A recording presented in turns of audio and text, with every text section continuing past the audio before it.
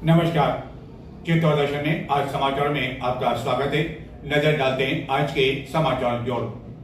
चित्तौड़गढ़ जिले के कपासन क्षेत्र में हाईवे पर गत दिनों एक दंपति के साथ मारपीट कर उसका मोबाइल एवं जेवरात लूटने के मामले में पुलिस ने एक अभियुक्त को गिरफ्तार कर लिया है, जबकि अन्य के बारे में तलाश की जा रही है। चित्तौड़गढ़ जिले के कपासन थाना क्षेत्र में हाईवे पर मोटरसाइकिल पर सवार एक दंपति को गत दिनों रुकवाकर महिला से आईफोन मोबाइल, चेन व कान के टॉप्स लूटने के मामले में कपासन थाना पुलिस ने एक अभियुक्त को गिरफ्तार कर लिया है, जिसके कब्जे से लूटा गया एप्पल कंपनी का मोबाइल एवं सोने की चेन का एक हिस्सा भी बरामद कर लिया है। गिरफ्तार आरोपी उच्च दर्जा का बदमाश होकर पूर्व में भी लूट एवं शराब तस्करी के मामले में लिप्त रह चुका है। यह घटना गत 14 अक्टूबर को हुई थी। पुलिस ने इस घटना के बाद मामला दर्ज कर लिया था। प्रकरण में पुलिस ने कपासन थाना अंतर्गत मेवदा कॉलोनी निवासी पिंटू उर्फ पोमा कंजर एवं रोशन लाल को नामजद कर उनकी तलाशी प्रारंभ की एवं एक अभियुक्त पिंटू उर्फ पोमा पुत्र देवीलाल कंजर को गिरफ्तार कर उसे पुलिस रिमांड पर लिया गया है, जबकि दूसरे अभियुक्त रोशन लाल उर्फ प्रकाश कंजर की तलाश की जा रही है। प्रतिवर्ष 6 दिसंबर को डॉक्टर भीमराव अंबेडकर की पुण्यतिथि मनाई जाती है, जिन्होंने संविधान लिखा और इतने वर्षों बाद भी उनके संविधान के आधार पर ही देश चल रहा है। चित्तौड़गढ़ नगर एवं जिले भर में इस अवसर पर कई कार्यक्रम आयोजित किए गए। डॉक्टर भीमराव अंबेडकर की अदमकद प्रतिमा पर माल्यार्पण किया गया। वहीं श्री सांवलिया चिकित्सालय परिसर में रक्तदान शिविर का आयोजन भी किया गया, जिसमें युवाओं ने बढ़ चढ़कर भाग लिया। संविधान निर्माता डॉक्टर भीमराव अंबेडकर के महापरिनिर्वाण दिवस पर नगर एवं जिले भर में शुक्रवार को विभिन्न कार्यक्रम आयोजित किए गए।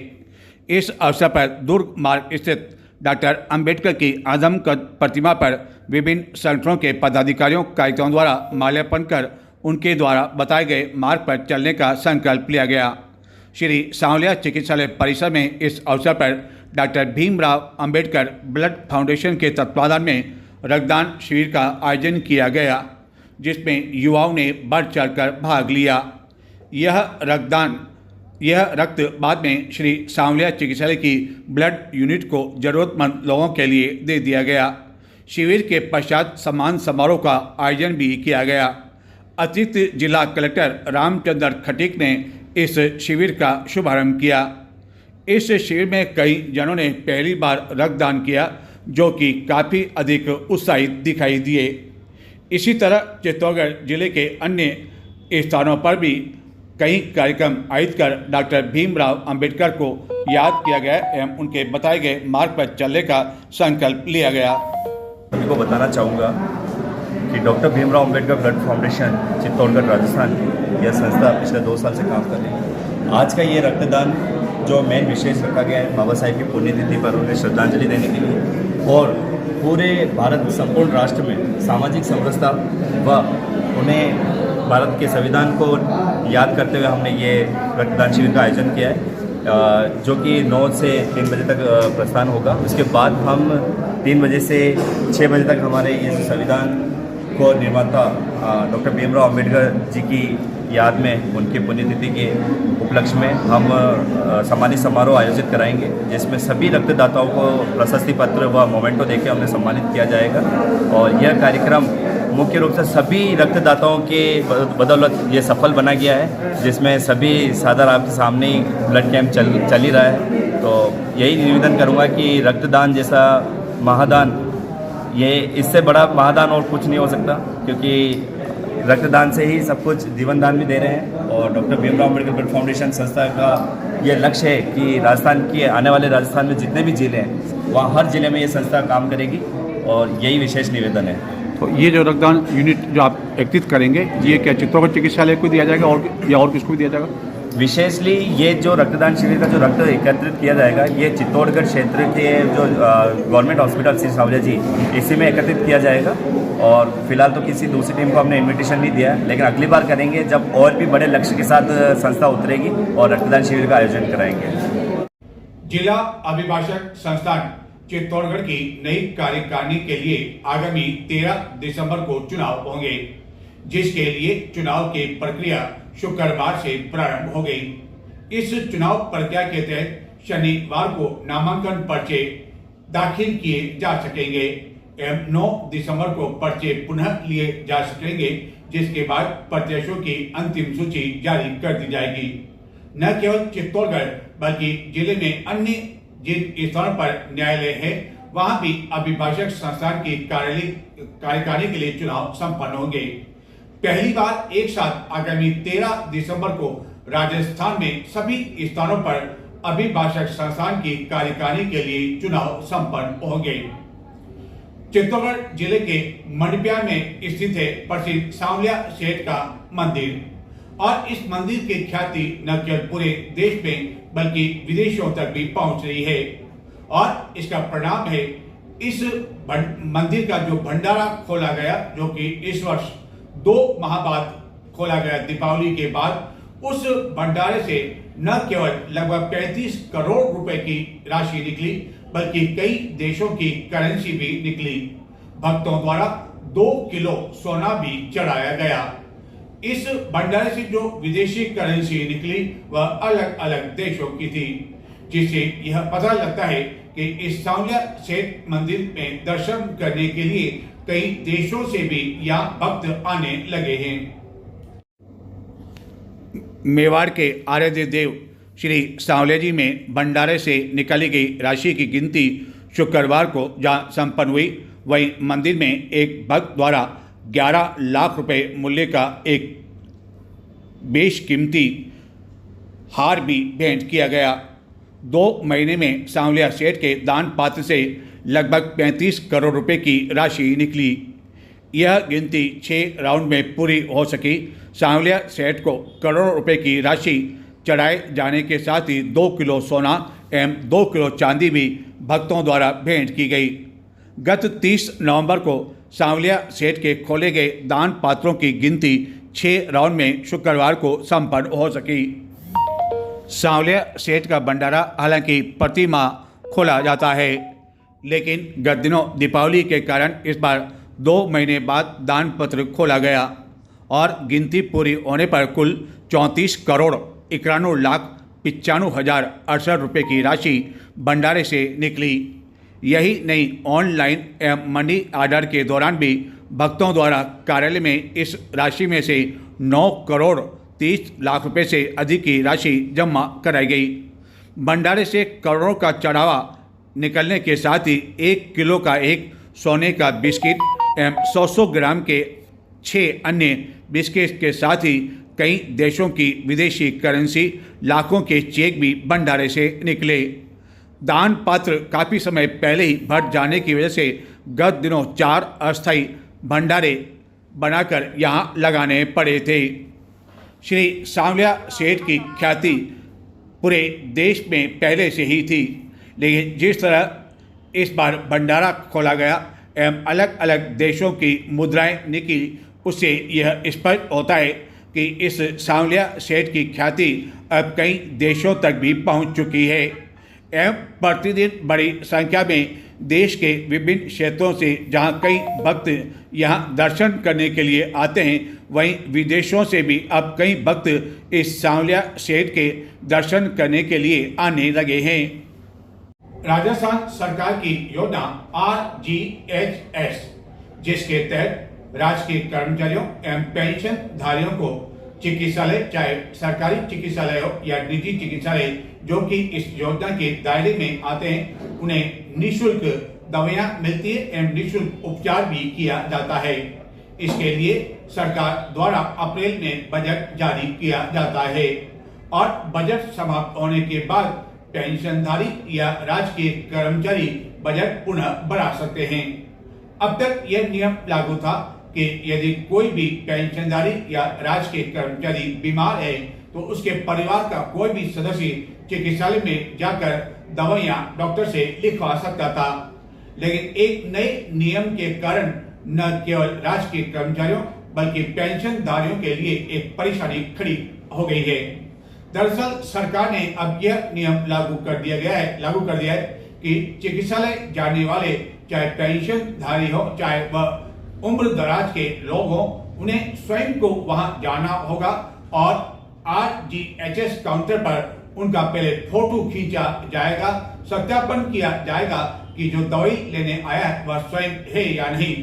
लेकिन इस योजना एवं नए नियम से जो उम्र दराज के पेंशनधारी है उनके लिए परेशानी खड़ी हो गई है कि बीमारी की अवस्था में वह किस तरह चिकित्सालय पहुंच सकेंगे।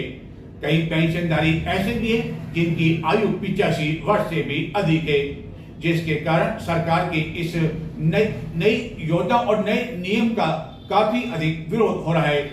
जबकि पेंशन समाज के जिलाध्यक्ष एवं अन्य का कहना है कि सरकार ने यह आदेश निजी चिकित्सालय के लिए जारी किया था, लेकिन गलतीवश यह सरकारी चिकित्सालयों के लिए भी लागू कर दिया गया है, जिसको लेकर सरकार को अवगत कराया गया है।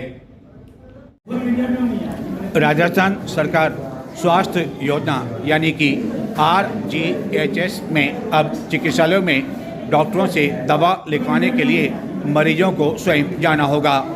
कार्ड के आधार पर दवा लिखने की सुविधा ही समाप्त कर दी गई है।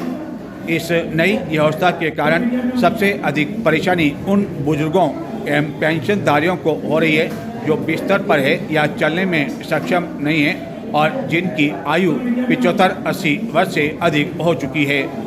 राज्य सरकार ने OPD, IPD, डे केयर के लिए RGHS के तहत नए दिशा निर्देश जारी कर दिए हैं जो कि लागू भी हो चुके हैं। अब RGHS पोर्टल में मैनुअल प्रमाणीकरण बंद कर दिया गया है। मरीजों के लिए अब ऐसी परेशानी खड़ी कर दी गई है कि यदि मरीज चाहे कितना ही बीमार हो उसे स्वयं को वहां जाना होगा और स्वयं उपस्थित होकर वहां हाजिरी देनी।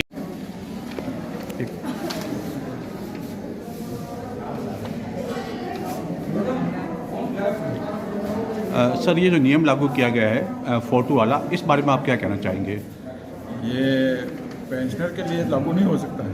जी, किस तरह की परेशानी आप मान रहे हैं कि जो बुजुर्ग लोग हैं, बुजुर्ग पेंशनधारी है, उनके लिए आ सकती है? बुजुर्ग पेंशनधारी कोई चल नहीं पाए जैसे या पाँव से, जी, तो उनके लिए परेशानी है। आप मानते हैं कि जो पहले जो व्यवस्था चल रही थी हाँ, वो बढ़िया थी, वो व्यवस्था ही लागू होनी चाहिए? यह आदेश सरकार द्वारा गत दिनों जारी किया गया था जो कि 1 दिसंबर से लागू भी हो गया है और लागू होते ही इसका विरोध भी शुरू हो गया है। दरअसल यह प्रोसेस RGHS में फर्जीवाड़ा रोकने के उद्देश्य से करना बताया जा रहा है, लेकिन इससे सबसे अधिक परेशानी बुजुर्गों की हो रही है जो कि घर से बाहर निकलने की स्थिति में भी नहीं। इस नई व्यवस्था के तहत लाभार्थी पहचान प्रणाली के दौरान IPD, डे केयर, OPD के मामले में लाभार्थी की लाइव तस्वीरों की आवश्यकता होगी। इस बारे में पेंशनर समाज के जिलाध्यक्ष लक्ष्मी नारायण दशोरा से बातचीत करने पर उन्होंने बताया कि अभी इस समय में चिकित्सालय में एक बहुत बड़ी समस्या पेंशनर्स के सामने आ रही है। राज्य सरकार ने एक ऐसा आदेश जारी किया कि प्रत्येक पेंशनर को स्वयं को हॉस्पिटल के अंदर चिकित्सा अधिकारी के सामने उपस्थित रह करके और फिर अपनी स्लिप बनवानी है। अब उसमें यह समस्या है कि राज्य सरकार ने जो आदेश दिया है वो केवल प्राइवेट हॉस्पिटल्स के लिए ही दिया है, लेकिन राज्य सरकार के आदेश की पालना प्राइवेट हॉस्पिटल में तो हो रही है, लेकिन यही सिस्टम राजकीय चिकित्सालय के अंदर भी लागू कर दिया है। इससे कई पेंशनर्स ऐसे हैं जो पैरालिसिस से पीड़ित हैं, लकवाग्रस्त व्यक्ति हैं या जो बिस्तर के ऊपर हैं 94 साल के, और वो वहाँ हॉस्पिटल के अंदर नहीं आ सकते हैं और उनको दवाइयों की आवश्यकता है स्लिप बनाने के लिए और उनके परिजन जा रहे हैं लेकिन उनको दवा नहीं मिल पा रही है। इसके लिए मैंने प्रदेशाध्यक्ष महोदय से भी निवेदन किया है, महामंत्री महोदय से भी बातचीत हुई है और प्रदेशाध्यक्ष महोदय ने मुझे ये आश्वासन दिया है कि भी जिला राज्य स्तरीय सम्मेलन है 8 तारीख का, उसके बाद हम इसमें कुछ रिलैक्सेशन दिलाने के लिए प्रयास करेंगे। अभी बहुत व्यस्ततम कार्यक्रम है। फिर भी अभी RGHS में प्रोजेक्ट डायरेक्टर के यहाँ मैंने टेलीफोन भी किया है, उनसे RGHS से संबंधित अधिकारियों से वार्ता चल रही है और उस सिस्टम को परिवर्तन करवाने के लिए प्रयास किए जा रहे हैं। यह केवल प्राइवेट हॉस्पिटल के लिए ही है, राजकीय चिकित्सालयों के लिए नहीं है। मैं हॉस्पिटल में भी जाकर के आया हूँ, वहाँ पर भी मैंने बातचीत की है तो उन्होंने कहा है कि आप वहाँ जयपुर ही बात करें और जयपुर से ही इस सिस्टम को चेंज करवाना पड़ेगा।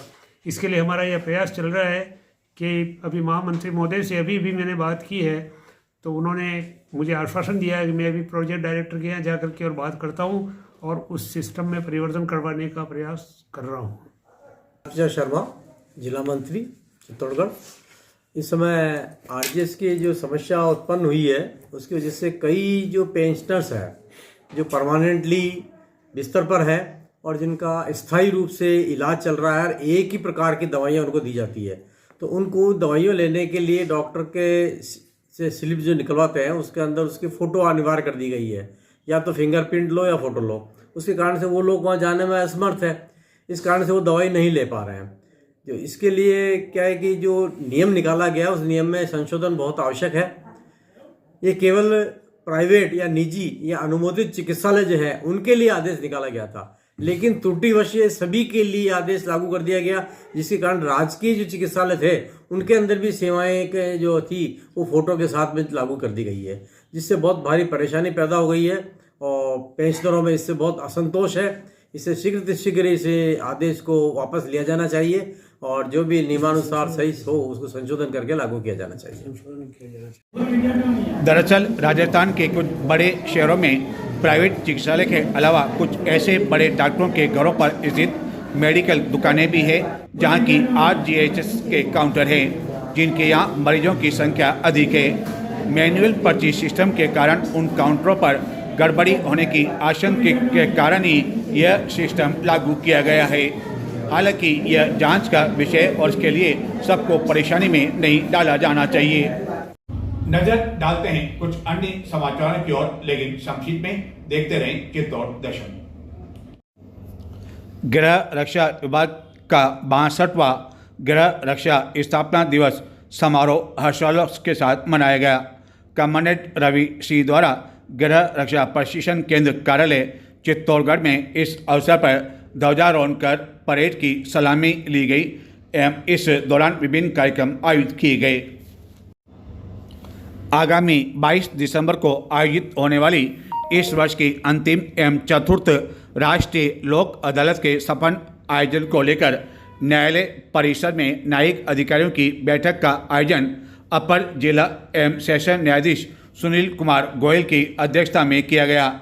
इस बैठक में कई न्यायिक अधिकारी मौजूद थे, जिन्होंने इस अदालत को सफल बनाने के लिए पूरा आश्वस्त किया। श्री कुमावत विकास एवं सेवा संस्थान के तत्वाधान में आगामी वर्ष अक्षय तृतीया पर जिला मुख्यालय पर आयोजित होने वाले पंचम आदर्श तुलसी एवं सामूहिक विवाह सम्मेलन को लेकर बहुरंगीय फोल्डर का विमोचन श्री कुमावत महिला जागृति मंच के महिला पदाधिकारियों द्वारा किया गया। सर्दी के इस मौसम में भी चित्तौड़गढ़ के विभिन्न गली मॉलों से प्रभात फेरी का आयोजन किया जाता है, लेकिन 15 वर्षों से चित्तौड़गढ़ में एक हरी बॉल प्रभात फेरी का आयोजन भी किया जा रहा है, जिसका वार्षिक उत्सव संपन्न हुआ। इस वार्षिक उत्सव के दौरान नृत्य करते भजनों पर झूमते हुए कई भक्तजन शामिल हुए। हरी बॉल प्रभात फेरी के वार्षिक उत्सव के तहत चित्तौड़गढ़ नगर के गांधी चौक से गांधी नगर स्थित गौशाला तक इस भजन कीर्तन का आयोजन किया गया। इस प्रभात फेरी में शामिल कई उम्र दराज की महिलाएं भी हैं, जिन्होंने बताया कि 15 वर्ष से लगातार वह इस प्रभात फेरी में शामिल हो रही हैं। चित्तौड़गढ़ जिले के चंदा खेड़ी में नई 2000 लीटर दूध क्षमता वाले बल्क मिल्क कुकर का उद्घाटन सरस डेयरी के चेयरमैन बद्रीलाल जाट द्वारा किया गया।